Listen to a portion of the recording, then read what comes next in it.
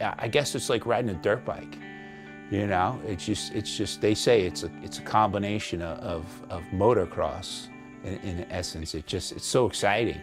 You know, you feel like you're flying, but you're standing right there. You know, and the wood chips are all over you. You know, and then you look down and you get to it quick. You know, next thing you know, you have an eagle, or you know, you see the outline of one, and it's just awesome. You know, I'll steal a quote that I just heard from a carver. Just recently, we're the rock stars of the art world.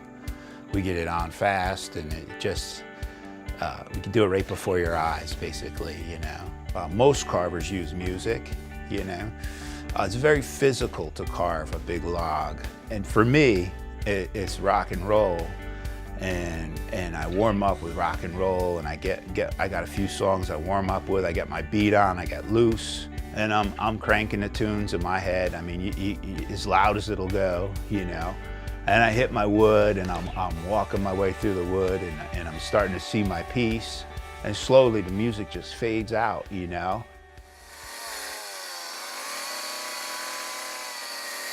Every carver or sculptor likes to depict motion.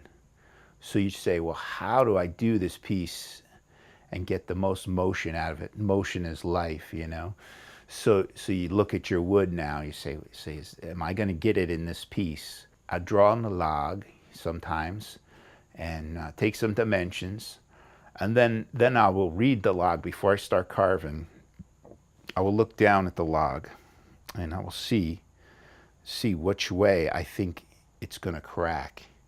You know, all wood's going to crack and shrink, so I'll try to read the log. And you start just dropping pieces, you know, and then you look, see, you know, is that head turned the way I want? Are you going to dare try to do this to do, you know, on this piece that's going good? Are you going to put a little more motion, a twist? And then you just let it happen. Then you just fall into wood's falling off, and you're rolling pretty good. But you're pensive at the start. At least I am. You know, you just can't quite see it with all that wood around it. When you're a carver, you spend a lot of time alone. You think a lot. You have lunch by your piece.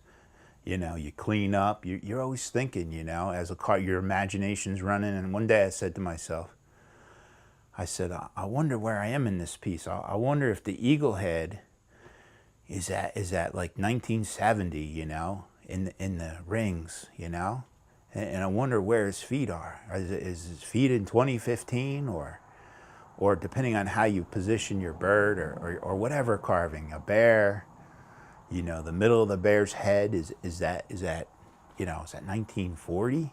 You know, what was going on then, you know, and how many storms and big winters and droughts have this been through, you know? And to breathe new life in the piece is cool, you know? Most of my wood is reclaimed. It's out of wood pile, a wood dump, and you breathe life into it, you know? And people go, you know, at a show, or they'll come up to the piece and they'll go, wow, you know, it'll pull them in, you know? And then they'll touch it, you know? Most people touch it. And then the next question is, what type of wood is this, you know? And it's kind of cool because it dials them in too, you know?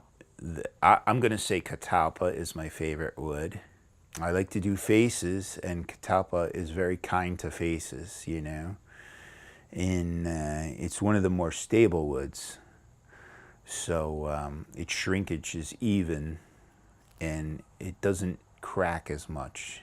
And it sands, it melts with the sander. You can just, like clay, it's almost like. So I enjoy catalpa a lot. I enjoy the smell of it. It cuts like butter. Your saw will actually, you'll get a lot of overcuts. You know, overcut is when you go too far and then you want it to go, and then you'll see where your saw did, because it cuts real easy. And the grain is gorgeous. I don't need to be better than the next person, or I don't even care if I'm not as good. I know that I gave it all with my heart. It comes from your heart, I believe, carving, you know? It comes from your heart and desire, you know? And I think if you have heart and desire, you know, that's all you need, you know? And I have plenty of that, you know? Other than my children, chainsaw carving has had the greatest impact on my life, you know? It's taken me places that I never thought I'd go, do things I never thought I would do. We just spent the weekend in Ohio in a competition. I've met more people, and I don't think I've ever felt at peace this way in my life, you know. And I've had good accomplishments in business in my electrical contracting, but it was never as good as this, you know. It just never felt as good.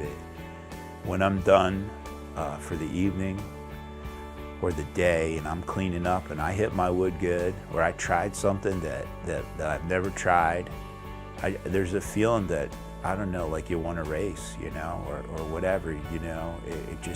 It feels so right, you know, for me, you know. I just feel like this is what I should have been doing the whole time.